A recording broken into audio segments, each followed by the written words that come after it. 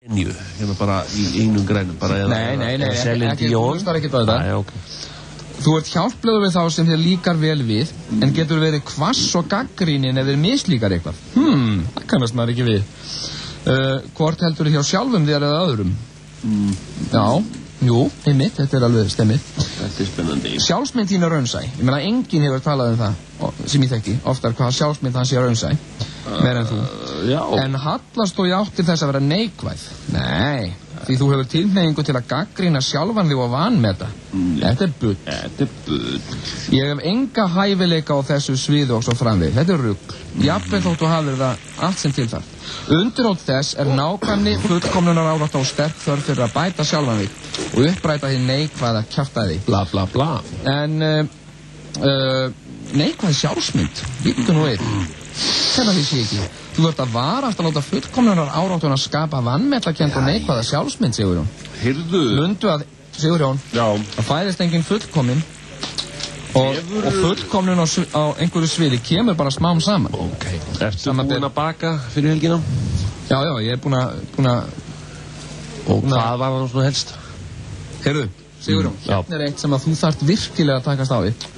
Og ég ætla að lesa hérna fyrir smá kafla og ég ætla að biðja þig, Sigurjón. Nú ætla ég að biðja þig að hlusta og ég ætla að biðja þig að... Ég var alveg að hugsa hvað ég ætla að baka fyrir helgina. Já, býtu. Ég ætla að biðja þig að hlusta og ég ætla að biðja þig að taka mikið mark á þessu. Ok. Þú þarft einnig að varast að láta smámuni ángra þig og ættir að fara varlega í að vera afskiptasamur. Nöldraðu til dæmis ekki yfir mistökum og ófullkomleika annara. Nöldraðu til dæmis ekki yfir mistökum og ófullkomleika annara. Þetta var bara hver kom með þessa bók? Talaðu aðeins það sem þú ert ósáttur við einu sinni eða tvist og láttu síðan máli falla niður. Þetta er bara, þú veist, ekkert vera að tala mistök og ófullkomleika annara. Bara láta það alveg eiga sig, sko. Og þetta er sem sagt þitt grunneðli, sko. Heyrðu. Já.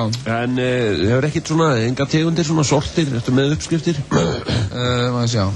Gríma fáunar. Já.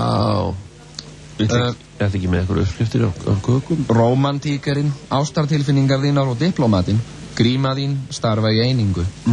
Það gefur framkomiðinni vingjarnlegan og aðlaðandi tón. Þú vilt að gríman hafi vissa mýkt og fáun og gefi til kynna mann sem vilji samvinnu, en ekki keppni og átök. Þú nú mikið fyrir Randalín. Já, jú, ég er...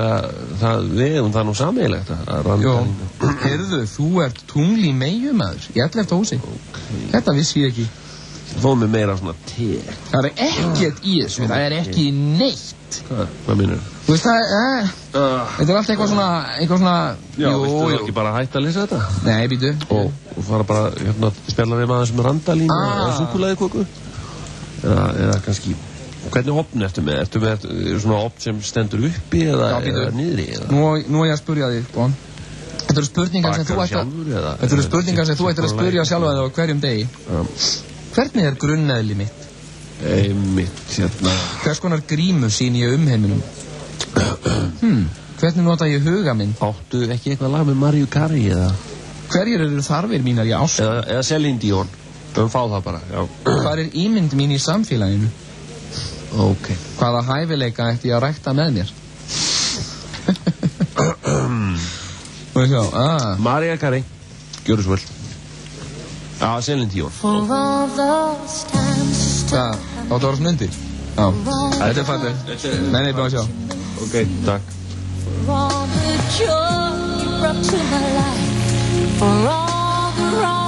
That you made right, for every dream you made come true, for all the love I found in you, I'll be forever thankful.